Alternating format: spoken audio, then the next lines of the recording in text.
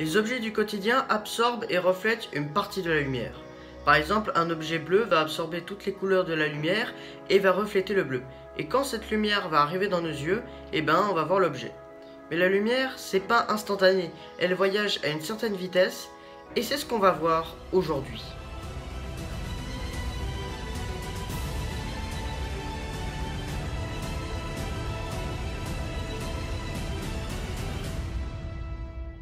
Alors du coup, c'est quoi la lumière?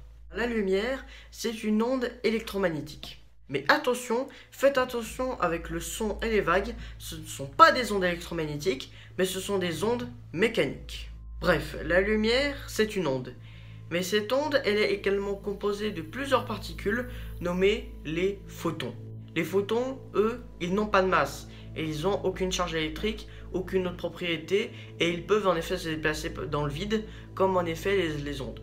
Les photons sont en effet des particules qui n'ont pas de masse.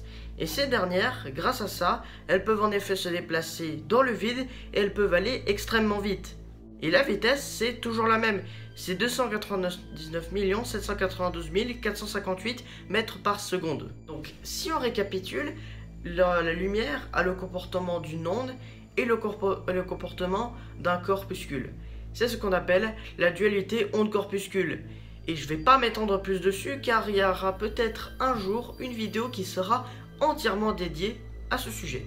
Enfin, si j'ai le temps et si j'en ai envie, parce que c'est pas dit que je vais le faire et j'ai surtout un peu la flemme de le faire. Donc autant dire que c'est pas du jour au lendemain que vous allez voir une vidéo qui parlera des ondes, qui parlera de ce sujet-là. Bref, revenons aux photons. Comme je l'avais dit au début, les photons vont hyper vite et ils ont également la masse, en effet leur masse, ils ont en effet pas de masse. La masse c'est 0. Donc ça permet en effet d'aller hyper vite et là on va pouvoir se poser une petite question. Est-ce qu'on pourrait aller plus vite que la lumière?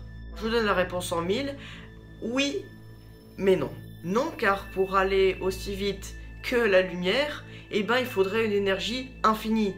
Et nous, une énergie infinie, on n'en a pas vraiment.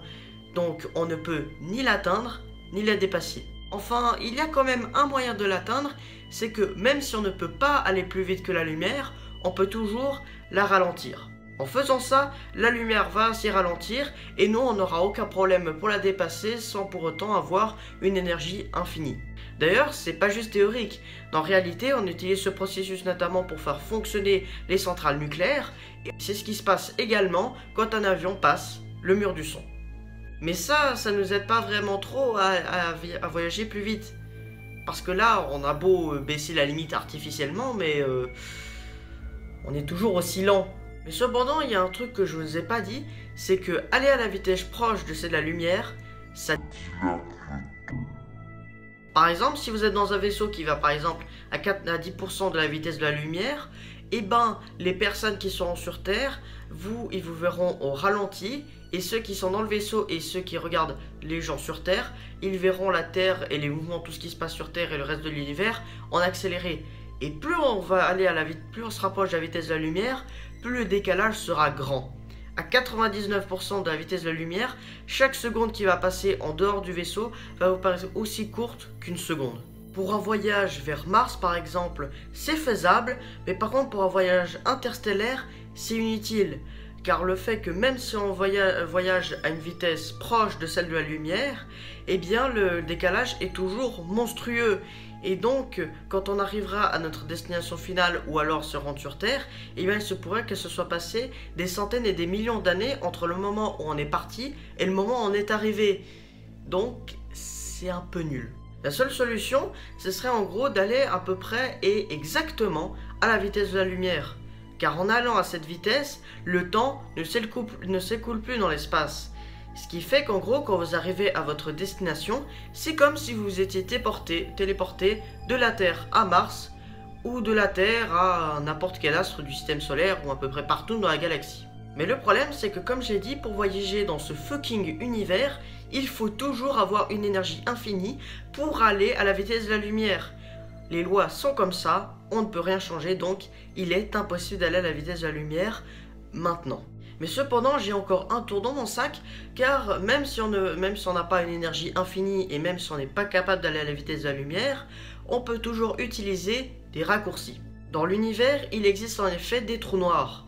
Et certaines théories, il y a en effet une théorie, dont notamment l'existence des trous de verre, montrerait en effet que ces trous de verre sont en effet des raccourcis qui permettraient en effet de voyager d'un endroit à un autre dans l'univers.